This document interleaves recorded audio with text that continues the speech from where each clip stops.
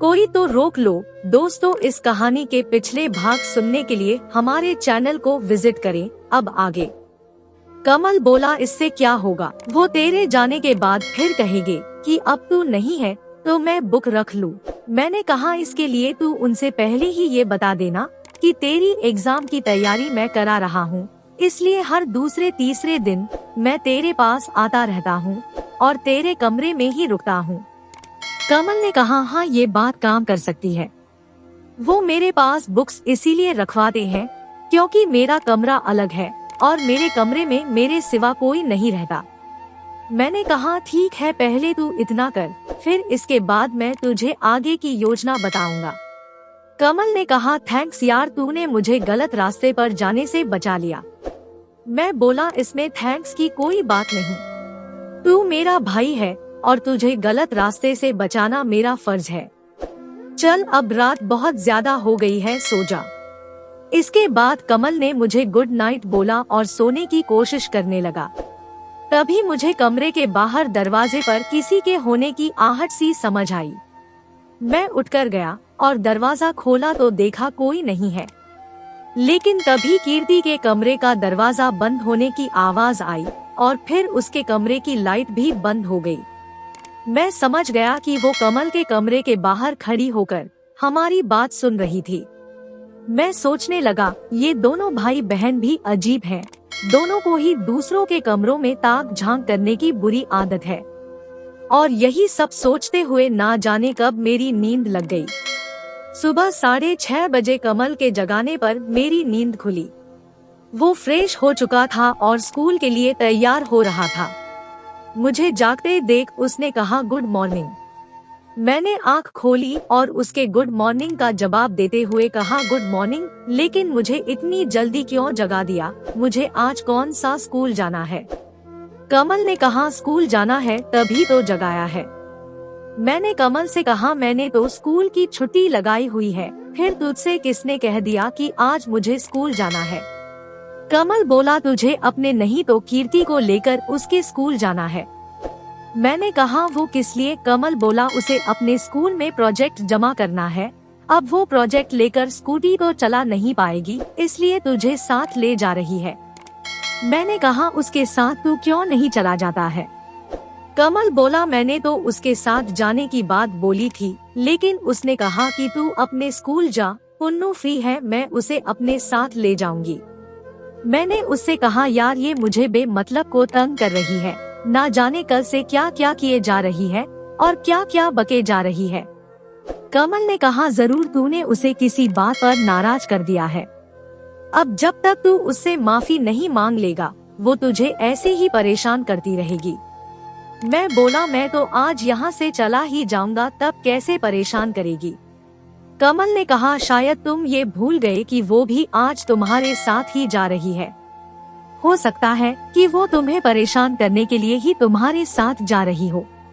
मैंने कहा, तू ये बात इतने दावे के साथ कैसे कह सकता है कि वो मुझे परेशान करने मेरे साथ घर जा रही है?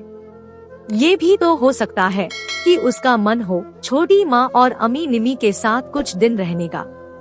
कमल ने कहा, पहले मुझे भी ये ही लगा था, लेकिन कल रात को वो तेरे साथ जिस तरीके से बात कर रही थी, उससे ये बात तो साफ हो जाती है कि कल उसने सिगरेट पीने का प्लान भी तुझे परेशान करने के लिए बनाया था और उसमें पिस मैं गया। मैंने कहा, मुझे नहीं लगता कि ऐसी कोई बात है, ये सब तेरे मन का वहम है। कमल बोला, ये अगर मेरे मन का वहम है तो तू ये बता कि कल मेरे नीचे आने के तुरंत बाद कीर्ति भी नीचे क्यों आ गई? उसने तुझसे बात क्यों नहीं की? इसका मतलब साफ है कि वो तुझसे नाराज है। मैं बोला, यदि ऐसी कोई बात है तो वो भूल जाए, मुझे परेशान कर पाना उसके बस की बात नहीं है। कमल ने कहा, देखते हैं क्या होता है। वो तो कल से तुम्हें परेशान करना शुरू कर चुकी है और आज तुम्हें अपने साथ स्कूल ले जाने में भी कहीं उसकी कोई चाल ना हो। अब ये तो तुम्हें उसके साथ जाने के बाद ही पता चलेगा। मैंने कमल से कहा, तू मुझे डरा रहा है? कमल बोला, डरा नहीं रहा हूँ बल्कि बता रहा हूँ। यदि किसी बात पर कीर्ति नाराज है तो उसे मना लो, वरना बहुत महंगा पड़ने वाला है, क्योंकि वो बहुत जिद्दी है और उसने एक बार जो ठान लिया वो करके ही रहती है। मैंने कहा ठीक है, देखता हूँ कि वो कितनी जिद्दी है और अपनी जिद को पूरा करने को क्या क्या करती है। कमल बोला अब उठो और जल्दी से तैयार हो जाओ, वो अभी आती ही होगी। इतना कहकर कमल कमरे से बाहर निकल गया। कमल के जाने के बाद मैं भी उठकर फ्रेश होने चला गया। फ्रेश होने के बाद मैं तैयार हुआ और फिर 7:30 बजे कमरे से बाहर आ गया।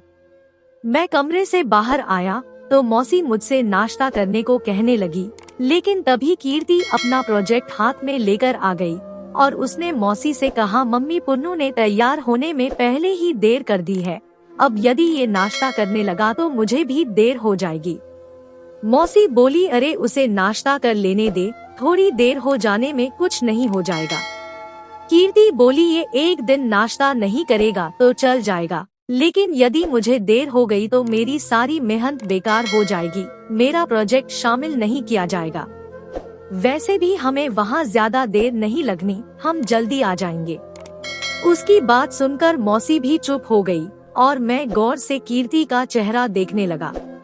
उसने मेरी तरफ देखा और कहने लगी, अब यहाँ खड़े खड़े मुझे ही देखते रहोगे या यहाँ से चलोगे भी? चलो जल्दी से स्कूटी निकालो, मुझे स्कूल के लिए देर हो रही है। कीर्ति की बात सुनकर मैं बाहर आ गया। मैंने स्कूटी बाहर निकाली, तब तक कीर्ति भी अपना प्रोजेक्ट लिए आ गई। उसने स्कूटी में बैठते हुए कहा, जरा आराम से चलाना, नहीं तो ये तेज हवा लगने से टूट जाएगा। मैंने कहा ठीक है। इतना बोलकर मैंने स्कूटी आगे बढ़ा दी। कीर्ति की अभी की हरकत देखकर अब मुझे कमल की बात सही लग रही थी। अब मुझे भी लग रहा था कि कीर्ति मुझे जानबूझकर परेशान कर रही है। इसी बात को सोचते हुए मैंने कीर्ति से कहा, यदि तुझे मेरे साथ ही स्कूल जाना था तो तू मुझसे रात को ही बोल देती, मैं सुबह जल्दी उठ जाता। कीर्ति बोली, मुझे तेरे साथ आने का कोई शौक नहीं था, वो तो कमल आज अपना स्कूल मिस करना नहीं चाहता था, इसलिए मुझे तेरे साथ आना पड़ा। लेकिन यदि तुझे मेरे साथ आने में परेशानी थी तो घर पर ही बोल देता, मैं बेकार में तुझे परेशान नहीं करती और टैक्सी में स्कूल चली जाती। कीर्ति का ये सफेद झूठ सुनकर मुझे हंसी आ रही थी, लेकिन मैंने अपनी हंसी दबाते हुए उससे कहा, मुझे आने में कोई परेशानी नहीं है, मैं तो सिर्फ इसलिए बोल रहा था ताकि तुझे समय पर स्कूल पहुंचा सकता। कीर्ति बोली, कोई बात नहीं, अभी भी हम समय पर ही स्कूल पहुंच जाएंगे। अब फालतू की बात बंद करो और चुपचाप गाड़ी चलाओ। उसका बिगड़ा हुआ मूड देखकर मैं चुपचाप गाड़ी चलाने लगा। स्कूल पहुंचकर मैंने कीर्ति से पूछा, क्या मैं वापस जाऊं? कीर्ति बोली, नहीं, गाड़ी पार्क करके मेरे साथ चलो। मैंने स्कूटी पार की और फिर कीर्ति के साथ चल पड़ा। हम लोग एक हॉल में पहुँचे। वहाँ बहुत से लड़के लड़कियाँ अपने अपने प्रोजेक्ट टेबल पर रखे उसके सामने खड़े थे। एक लड़की ने कीर्ति को देखा तो उसने कीर्ति को अपने पास की टेबल पर आने का इशारा किया। कीर्ति ने अपनी सहेली से हेलो कहा और फिर अपना प्रोजेक्ट टेबल पर रखकर उस पर अपने नाम की पर्ची चिपका दी और अपनी उस सहेली से बात करने लगी। कीर्ति की सहेली देखने में ना तो कीर्ति की तरह सुंदर थी और ना ही इतनी ज्यादा आधुनिक थी। देखने में वो बहुत सीधी सादी थी। शायद इसी सादगी की वजह से उसकी कीर्ति से दोस्ती हुई होगी। मुझे भी उससे बात करने में अच्छा लगा था। कुछ देर बाद उन लोगों के पास एक मैडम आई, जिनके पास उन लोगों ने अपना नाम और प्रोजेक्ट नोट करवाया। फिर थोड़ी देर बाद कीर्ति ने मुझे चलने का इशारा किया और वो अपनी सहेली के साथ बाहर आ गई। मैं भी उनके साथ साथ चलने लगा। कीर्ति ने अपनी सहेली से मेरा परिचय करवाते हुए कहा, नितिका, ये मेरा कजिन पुनीत है और पुनीत ये मेरी सबसे प्यारी सहेली नितिका है। मैंने नितिका से हेलो कहा और उससे हाथ मिलाया। फिर वो दोनों अपने अपने प्रोजेक्ट की बातें करती रहीं। उसके बाद कीर्ति ने मुझे गाड़ी निकालने को कहा तो मैं गाड़ी निकालने लगा। तब तक कीर्ति भी नितिका को बाय कहकर आ गई। इसके बाद हम दोनों घर के लिए निकल पड़े। कुछ दूर चलने पर कीर्ति ने एक मोबाइल शॉप में गाड़ी रोकने को कहा तो मैंने मोबाइल शॉप के सामने गाड़ी रोक दी। उस मोबाइल शॉप से एक अच्छा सा मोबाइल और एक सिम खरीदने के बाद हम घर आ गए। घर आकर कीर्ति सबको अपना नया मोबाइल दिखाती रही। इसी बीच मौसी ने सबके लिए खाना लगा दिया और सब खाना खाने लगे। खाना खाने के बाद सब बातें करने लगे, लेकिन मेरा सिर दर्द कर रहा था और अब मैं आराम करना चाहता था। इसलिए मैं वहाँ से उठकर कमल के कमरे में आ गया। मैं कमल के कमरे में लेटा रहा। कमल घर आया तो वो कमरे में नहीं रुका और बाहर सबके साथ बातों में लग गया। सबकी बातें चलती रही और इसी में 3 बज गए। फिर 3 बजे के बाद हम लोग वहाँ से घर के लिए निकल पड़े। घर पहुंचकर छोटी माँ ने कीर्ति को ऊपर मेरे कमरे के पास वाले कमरे में ठहरा दिया। कीर्ति ने अपने कमरे में सामान रखा और अम्मी निमी के कमरे में चली गई। यहाँ मैं ये बता देना जरूरी समझती हूँ कि मेरा घर 2 मंजिला है। जब मैं 9वीं में आया तो फर्स्ट फ्लोर पर बने 5 कमरों में से एक कमरा मुझे दे दिया गया और एक कमरा अम्मी निमी को दे दिया गया, ताकि वो मेरी नजरों के सामने ही रहे।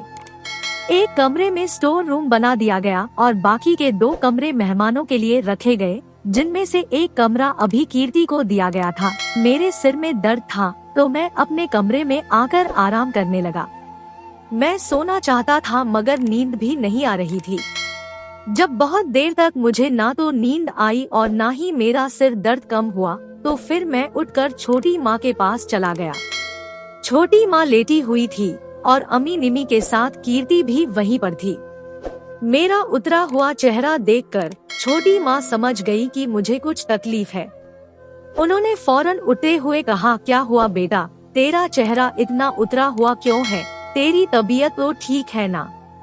मैंने कहा, छोटी माँ तबीयत तो ठीक है मगर सिर में बहुत ज्यादा दर्द हो रहा है और सोने की कोशिश कर रहा हूँ तो नींद भी नहीं आ रही है। क्या मैं आपके पास लेट जाऊँ? छोटी माँ बोली, आ मेरे पास आ, मैं तेरा सिर दबा देती हूँ। मैं जाकर छोटी माँ की गोद में सिर रख कर लेट गया और छोटी माँ मेरा सिर दबाने लगी। सर दबाते दबाते उन्होंने कीर्ति से कहा, कीर्ति बेटा उस बॉक्स में सिर दर्द की गोली है, जरा उठा कर दे। कीर्ति ने छोटी माँ को सिर दर्द की गोली दी और छोटी माँ ने वो गोली मुझे खिला दी। इसके बाद मैं फिर उनकी गोद में सिर रख कर लेट गया। लेकिन अब वो जैसे ही मेरा सिर दबाने को हुई तभी अम्मी निमी मेरे अगल बगल आकर बैठ गई और छोटी माँ से कहने लगी, मम्मी भैया का सिर हम दबाएंगे। छोटी माँ बोली, नहीं तुम लोग इसे परेशान मत करो, अब तुम अपने कमरे में जाकर खेलो और इसे आराम करने दो। लेकिन उन दोनों में कोई भी मेरे पास से जाने को तैयार नहीं हुई। वो दोनों जिद करते हुए छोटी माँ से कहने लगी, नहीं भैया हमारा है तो सिर भी हम ही दबाएंगे। ऐसा कहकर दोनों ने मेरे सिर से छोटी माँ का हाथ अलग किया और दोनों ने मेरा सिर दबाना शुरू कर दिया। छोटी माँ जानती थी कि उनसे बहस करना बेकार है, इसलिए उन्होंने उन दोनों पर से अपना ध्यान हटाते हुए मुझसे कहा, लगता है आज तूने सुबह से बिल्कुल चाय नहीं पी है, जिसकी वजह से तेरा सिर दर्द करने लगा है। मैं अभी तेरे लिए चाय बना कर लाती हूँ। ऐसा कहकर वो चाय बनाने को उठने लगी तो मैंने उन्हें मना किया, मगर वो नहीं मानी और चाय बनाने चली गई। अम्मी निमी दोनों अपने कोमल हाथों से सिर दबा रही थी, जिससे मुझे बहुत सुकून मिल रहा था। कीर्ति चुपचाप खड़ी खड़ी ये सब देख रही थी। कुछ देर तक वो चुपचाप खड़ी रही, लेकिन जब उससे नहीं रहा गया तो उसने मुझसे कहा, अगर चाय पीना तेरे लिए इतनी ही जरूरी थी तो क्या तू घर पर नहीं बोल सकता था? हम लोग क्या तुझे एक कप चाय नहीं दे सकते थे? मैं अभी कीर्ति की इस बात का कोई जवाब दे पाया कि उससे पहले ही अम्मी ने कीर्ति को फटकार लगाते हुए कहा, दीदी बेकार में झगड़ा मत करो। आप इतनी बड़ी हो गई हो मगर इतनी सी बात भी समझ में नहीं आती कि अभी भैया के सिर में दर्द है और वो अभी किसी बात का जवाब नहीं दे सकते। अब जब अम्मी बोली तो फिर भला निमी कहाँ पीछे रहने वाली थी। उसने अम्मी से भी 2 कदम आगे बढ़ते हुए कीर्ति से कहा, दीदी आपसे ये तो हुआ नहीं कि लाओ मैं सिर दबा देती हूँ या चाय ही बना देती हूँ, उल्टा लड़ने लगी हो, लड़ाकू कहीं की। अम्मी निमी की बातें सुनकर मुझे तो हंसी आ रही थी, मगर मैं अपनी हंसी दबाए चुपचाप लेटा कीर्ति को देखने लगा। कीर्ति तो अम्मी निमी की बातें सुनकर सन्न रह गई और हैरानी से उन्हें देखने लगी। तभी छोटी माँ भी चाय लेकर आ गई। शायद उन्होंने भी अम्मी निमी की कुछ बातें सुन ली थी, इसलिए वो मुझे चाय देते हुए कीर्ति से पूछने लगी, क्या हुआ कीर्ति, ये दोनों तुझसे क्या बोल रही है? कीर्ति बोली, मौसी ये दो छिपकलियाँ तो गिरगिट की तरह रंग बदलती है। घर पर थी तो सारे समय दीदी दीदी कहकर पीछे पड़ी रहती थी और इधर आते ही बड़ी भैया वाली हो गई। ये कहते हुए कीर्ति ने छोटी माँ को सारी बात बता दी, जिसे सुनकर छोटी माँ ने हंसते हुए कीर्ति से कहा, क्या तूने घर पर कभी पुन्नू को इनके सामने इस तरह कुछ कहा है? कीर्ति बोली, नहीं कभी नहीं। छोटी माँ ने कहा, तभी तुमको इनका ये रूप उधर देखने को नहीं मिला, वरना तुम इनका ये रूप उधर ही देख लेती। कीर्ति बोली, मौसी ये गलत बात है, मैं भी तो इनकी बहन हूँ ना। छोटी माँ बोली, तू क्यों इनकी बातों में आती है, तू तो मेरी सबसे लाडली बेटी है। ये कहते हुए छोटी माँ ने कीर्ति को अपने गले से लगा लिया। लेकिन जब अम्मी निमी ने ये नजारा देखा तो वो कीर्ति को चिढ़ाने के लिए मेरे गले से लग गई। मगर अब कीर्ति भी कहाँ हार मानने वाली थी, वो भी अम्मी निमी के साथ बच्ची बन गई और अम्मी निमी को दिखाते हुए छोटी माँ से लिपट कर कहने लगी, मैं तो अपनी प्यारी मौसी की सबसे प्यारी बेटी हूँ। कीर्ति को इस तरह चिढ़ाते देखकर अम्मी तो चुप रह गई, मगर निमी से ये सहन नहीं हुआ और फिर वो गुस्से में बिना कुछ सोचे समझे कीर्ति को उल्टा सीधा कहने लगी। निमी बोली, बड़ी आई मौसी की सबसे प्यारी बेटी, अब आप अपनी प्यारी मौसी के साथ ही रहना, मुझसे अम्मी दीदी से और भैया से दूर ही रहना, हमारे या भैया के कमरे में भी मत आना, अपनी मौसी के कमरे में ही रहना। निमी को जो जो समझ में आया वो कीर्ति से बोलती चली गई। अब उसे कौन समझाता कि अभी हम कीर्ति की मौसी के कमरे में ही हैं। मैं बस ये सोच रहा था कि कहीं कीर्ति भी इस बात को ना पकड़ ले, और बिल्कुल ऐसा ही हुआ। कीर्ति ने निमी की इसी बात का फायदा उठाया और उसको चिढ़ाते हुए कहने लगी, हाँ मैं तुम्हारे और तुम्हारे भैया के कमरे में बिल्कुल नहीं आऊंगी, लेकिन तुम लोग तो अभी मेरी मौसी के कमरे में हो। यदि तुम लोग मेरी मौसी के कमरे में रह सकते हो तो फिर मैं भी तुम्हारे और तुम्हारे भैया के कमरे में जा सकती हूँ, हिसाब बराबर रहना चाहिए। कीर्ति की बात सुनकर निमी का ध्यान जब इस बात की तरफ आया तो वो फौरन उठकर खड़ी हो गई और अम्मी को भी खड़ा करने के बाद मुझसे भी उठने के लिए बोलने लगी। मैं उसके ऐसा करने का मतलब समझ तो गया था, लेकिन फिर भी मैंने उससे पूछा, क्या हुआ? निमी बोली, अब हम इस कमरे में बिल्कुल नहीं आएंगे, ये दीदी की मौसी का कमरा है, अब हम अपने कमरे में चलेंगे। मैंने कहा, पर ये तुम्हारी मम्मी का कमरा भी तो है और कीर्ति तुम्हारी दीदी है, उसकी बात का बुरा नहीं मानते। निमी बोली, नहीं, अब ये दीदी की मौसी का कमरा है, क्योंकि मम्मी ने खुद ही कहा कि दीदी उनकी सबसे प्यारी बेटी है, इसलिए जब तक दीदी यहाँ है हम में से कोई भी इस कमरे में नहीं आएगा, और यदि कोई आया तो मैं उससे कट्टी कर लूंगी। निमी की इस बात पर मैंने उसको समझाते हुए कहा, कीर्ति तुम्हारी दीदी है, उसे माफ कर दो। निमी भी मेरी बात को सोचने लगी और फिर कुछ देर सोचने के बाद कहने लगी, माफ कर दूंगी, मगर पहले दीदी से बोलो सॉरी बोले। कीर्ति को शायद ये सब बहुत अच्छा लग रहा था। उसने निमी को तंग करते हुए कहा, मैं क्यों सॉरी बोलूं? तुम और तुम्हारे भैया मुझे सॉरी बोलो तो मैं तुम लोगों को माफ कर दूंगी। दोस्तों, इस कहानी का अगला भाग देखने के लिए चैनल को सब्सक्राइब करें और कमेंट करके हमें बताएं कि ये कहानी आपको कैसी लगी। कहानी सुनने के लिए आपका बहुत बहुत धन्यवाद।